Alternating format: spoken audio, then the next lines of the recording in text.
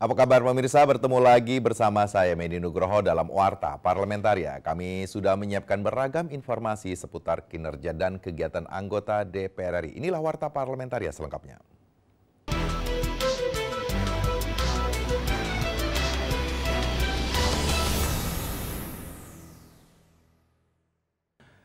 DPR RI melalui Komisi 2 akan memanggil Kementerian Pan-RB dan Kepala BKN terkait alih status pegawai KPK menjadi ASN yang disorot publik pasca Novel Baswedan CS tak lolos tes wawasan kebangsaan.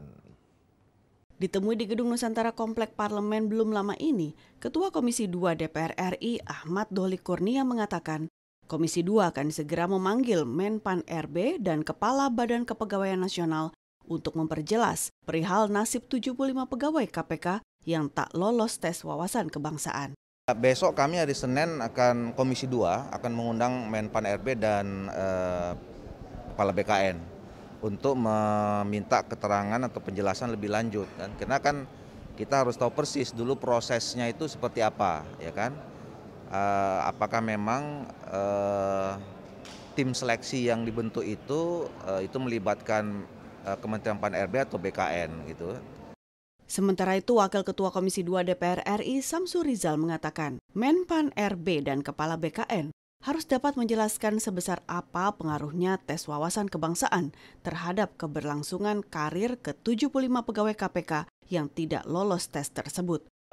Pan-RB sebaiknya nanti kita akan bicara sama mereka, meneliti sampai sejauh mana kaitan dengan peraturan perundangan yang berkaitan dengan urusan kepegawaian, ya. Sampai sejauh mana peran daripada hasil wawancara itu mampu atau terkait dengan tingkat boleh orang seseorang itu dipecat tidak. Panji dan Arif, TVR Parlemen melaporkan. Anggota Komisi 1 DPR mengapresiasi dukungan negara-negara Uni Eropa terhadap Palestina terkait kesepakatan gencatan senjata antara pihak Palestina dan Israel. Anggota Komisi 1 dari Zal mengapresiasi sejumlah negara non-Muslim mendukung untuk segera dihentikan kekerasan di Palestina yang banyak menewaskan warga sipil. Menurutnya, konflik Israel-Palestina harus segera dihentikan karena sudah mengganggu perdamaian dunia. Saya mengapresiasi dukungan solidaritas dari negara-negara non-Muslim dunia terhadap Palestina ini. Misalnya seperti Australia, Kanada, Amerika, Inggris, dan Perancis, Spanyol. Nah, apalagi kita, Indonesia sebagai negara Muslim terbesar dunia, barangkali kita harus tampil di depan sebagai motor penggerak. Selanjutnya dari Zal menjelaskan, salah satu alasan situasi terus memanas konflik Israel-Palestina karena tidak ada perspektif proses politik. Dari Zal mendorong pemerintah Indonesia dan negara-negara di dunia untuk segera mengambil sikap terhadap kisruh dua negara ini untuk dihentikan. Ya, bagaimana kita menggalang solidaritas di antara negara-negara besar lain di dunia, ya, melalui PBB atau melalui hubungan militer yang lain, ya, sehingga kita bersama-sama, ya, untuk bisa membela Palestina ini, ya, solidaritas di antara negara-negara yang siap untuk membela Palestina ini. Andri, TVR Parlemen melaporkan. Terkait adanya informasi tentang 97.000 data aparatur sipil negara yang fiktif dan mendapat gaji hingga iuran pensiun sejak tahun 2014, pimpinan DPR RI juga menghimbau pemerintah untuk membentuk tim khusus untuk menginvestigasi kasus tersebut. Wakil Ketua DPR RI Sufmi Dasko Ahmad saat ditemui di Gedung Nusantara 3 Senayan Jakarta baru-baru ini menyatakan keprihatinannya tentang ASN fiktif yang mendapatkan gaji dan tunjangan. Hal itu harus dicek secara tuntas. Sufmi Dasko menyatakan jumlah tersebut terbilang sangat besar. Dengan pengecekan yang benar, tentunya akan dapat diketahui kemana dan bagaimana hal tersebut bisa terjadi. Administrasinya perlu dibenahi dan juga perlu dicek secara tuntas. Larinya pembayaran uang negara tersebut kepada siapa? Karena kalau keliru, ya sampai 10-15 orang mungkin kita masih bisa maklum, tapi kalau udah hampir 100.000 bahkan lebih, ini mungkin perlu diusut. Menurut Sufmi Dasko Ahmad, kekeliruan tersebut harus diusut secara tuntas untuk mengetahui kemana aliran dananya. Oleh karena itu, perlu dibentuk tim khusus untuk menanganinya, sehingga kasus tersebut dapat terungkap dengan tuntas. Perlu dibentuk menurut saya satu tim khusus yang memang dibentuk untuk menangani ini dengan pihak-pihak yang memang terkait dengan soal ASN ini. Zikri dan Yaserto Denus, TVR Parlemen melaporkan. Jangan kemana-mana pemirsa karena kami masih memiliki banyak informasi lain dalam Warta Parlamentaria. Di antaranya datang dari Komisi 9 DPR RI minta kesiapan rumah sakit dan fasilitas karantina setelah jeda berikut.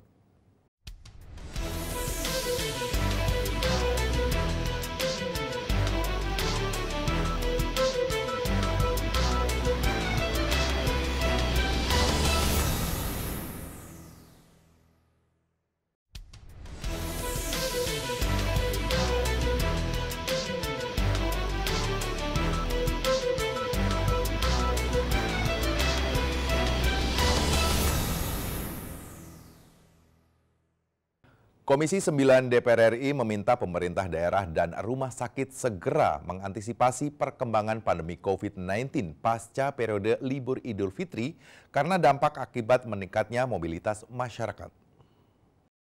Anggota Komisi 9 DPR RI Iketut Karya Saat Nyana meminta daerah meningkatkan kesiapan rumah sakit dan fasilitas karantina terpusat di seluruh wilayah, serta memastikan sumber daya dan tenaga kesehatan memadai dan terus meningkatkan testing dan tracking bagi warga yang pulang dari bepergian selama mudik.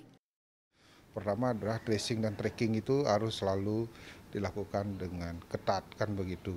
Bukan saja yang mudik ini diperiksa, kemudian wajib seperti beberapa daerah, seperti kita lihat di DKI ini kan wajib lapor, kemudian di tes antigen. Nah, karena yang tidak mudik pun mereka juga kan liburan juga kemarin di pantai-pantai kerumunan kan begitu, adalah tracing dan tracking tentu akan lebih cepat diketahui. Nah, ketika lebih cepat diketahui tentu akan lebih mudah melakukan tindakan. Ketut mengingatkan perlu adanya peningkatan komunikasi dan kerja sama pemerintah baik di tingkat pusat maupun daerah, termasuk para direktur rumah sakit di kabupaten kota masing-masing. Ketut juga meminta kesadaran masyarakat untuk tetap menjalankan protokol kesehatan.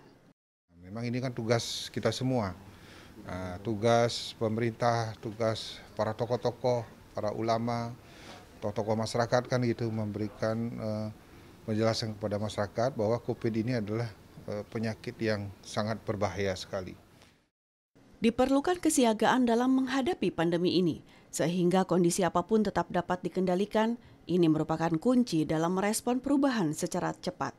Andri, TVR Parlemen melaporkan. Museum didorong untuk mampu mengikuti perkembangan zaman agar dapat diterima dan tetap disukai oleh generasi saat ini. Usai menjadi pembicara seminar dengan tema Masa Depan Museum Setelah Pandemi, dalam rangka memperingati Hari Museum Internasional, anggota Komisi 10 DPR RI, Lestari Murdijat mengungkapkan, perkembangan teknologi informasi dan komunikasi turut mengubah perilaku dan cara pandang masyarakat terhadap museum.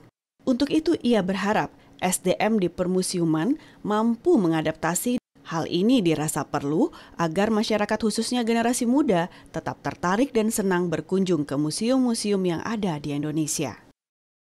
Perubahan cara orang melihat, termasuk perubahan cara orang memandang museum secara utuh, interaksi antar manusia menggunakan media-media baru ini menjadi hal yang tidak boleh dikesampingkan ketika kita berbicara bagaimana kita melakukan pengelolaan museum. Sementara itu, Sekretaris Jenderal DPR RI Indra Iskandar menyatakan, pandemi COVID-19 berdampak pada jumlah kunjungan masyarakat ke museum DPR. Meski dengan segala keterbatasan di masa pandemi, Indra meminta SDM museum bisa terus berinovasi dan menggali kreativitasnya agar museum dapat bangkit dan bisa hidup kembali. Pandemi COVID-19 tidak membuat museum kehilangan motivasi, inovasi, kreativitas. Museum tetap konsisten dengan mengadopsi potensi kreatif budaya dan menjaga ikatan dengan publik. Oki Zulindra dan Dodi, TVR Parlemen melaporkan. Menanggapi penerbitan rancangan Royal Decree on Product Standard from Transport Fuel from Renewable Source yang memuat larangan penggunaan biodiesel minyak kelapa sawit di Belgia, anggota Komisi 6 DPR RI mendesak pemerintah melakukan kebijakan tegas dan perkuat negosiasi sehingga ekspor kelapa sawit Indonesia tetap berjalan. Ditemui di gedung DPR RI Jakarta beberapa waktu lalu, anggota Komisi 6 DPR RI, Herman Heron menyayangkan adanya pelarangan penggunaan biodiesel minyak kelapa sawit Indonesia di Belgia. Menurutnya hal ini mencederai perjanjian kerjasama antar kedua negara. Produk susu sapi dan olahannya, dan nilainya juga lumayan besar, hampir 100 juta euro. Ini yang menurut saya dijadikan bargaining oleh pemerintah kita. Jangan kita di-ban sepihak, kita diam saja dengan situasi ini. Herman mendesak pemerintah melakukan upaya perlindungan terhadap produk sawit Indonesia. Untuk itu, diplomasi dan negosiasi harus segera dilakukan. Bahkan harus ada ketegasan untuk membatasi impor produk susu dari Belgia. Kalau mereka memprotek, ya kita juga harus memprotek produk kita. Tegas aja gitu ya. Ya harus ada ketegasan, harus ada kekuatan kita untuk menghadapi politik pasar luar negeri. Gitu. Kalau tidak, ya kita akan menjadi negara yang selalu dirugikan. Kalau kitanya tegas, kitanya mampu untuk dalam negosiasi dalam posisi yang sama, menurut saya juga mereka akan memberikan perhatian khusus. Hilman Hidayat dan Temi, TVR Parlemen melaporkan. Pemirsa, kami masih memiliki banyak informasi lain dalam Warta Parlamentaria. Tetaplah bersama kami.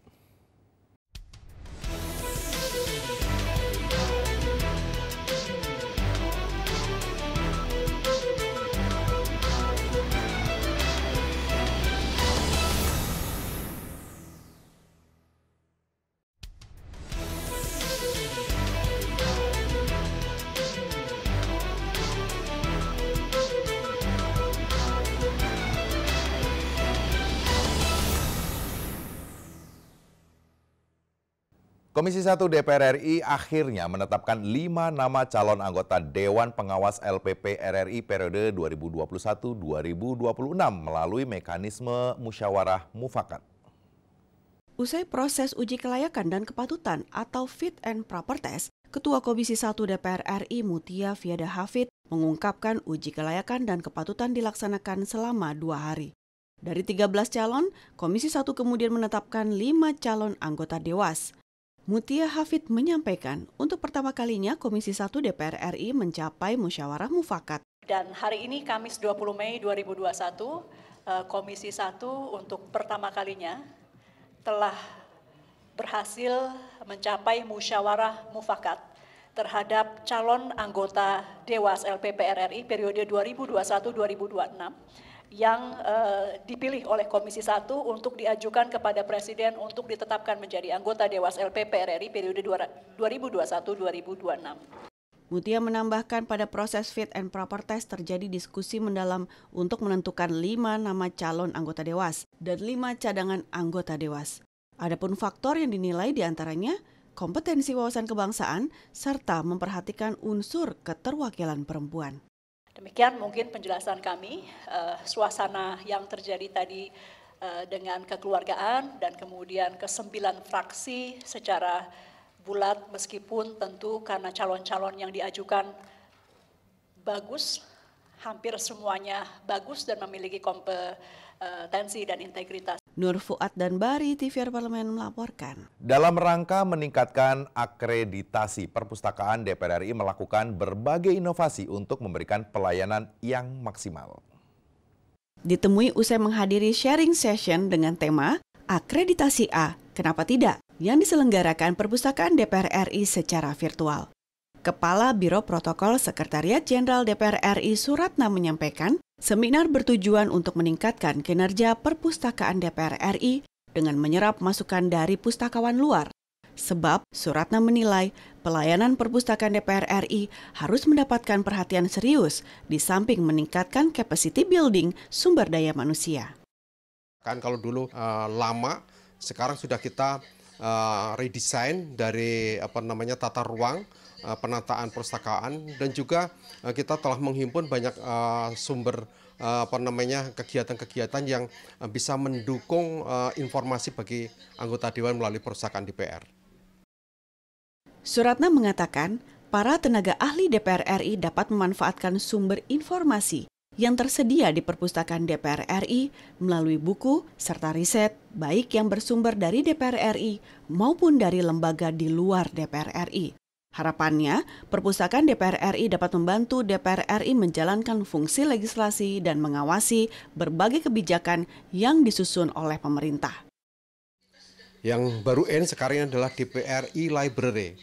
Jadi para anggota Dewan, para tenaga ahli itu bisa mengakses e-library perpustakaan kita melalui smartphone-nya. Helmi dan Julianti, Fair Parlemen melaporkan. Badan Urusan Rumah Tangga atau BURT DPR RI mengapresiasi layanan dan fasilitas keprotokolan di Bandara Hussein Sastra Negara dalam memenuhi prosedur penerbangan di tengah pandemi COVID-19.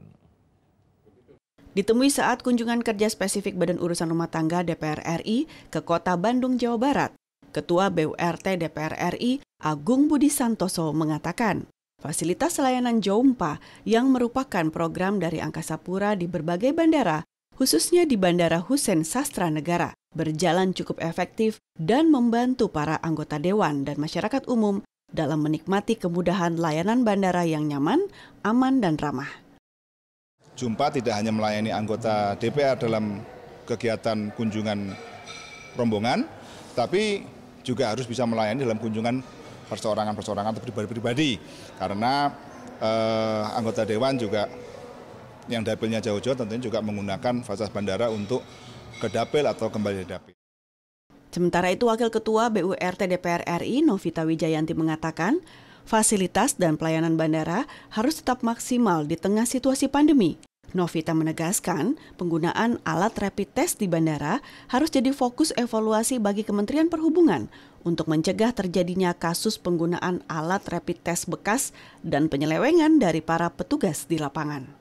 Karena Joumpa ini kan memberikan kemudahan, tetapi kemudahannya yang dalam aturan gitu. Seperti contohnya kalau memang cek kesehatan harus dilalui, kemudian karantina juga harus dilalui, walaupun fasilitas-fasilitas bisa diberikan dengan mudah. Dari Bandung, Jawa Barat, Ajib, TVR Parlemen melaporkan. Demikianlah beragam informasi seputar aktivitas DPR RI yang sudah kami susun dalam Warta Parlamentaria. Saya Mendi Nugroho beserta kerabat kerja yang bertugas undur diri. Terima kasih atas perhatian Anda. Sampai jumpa.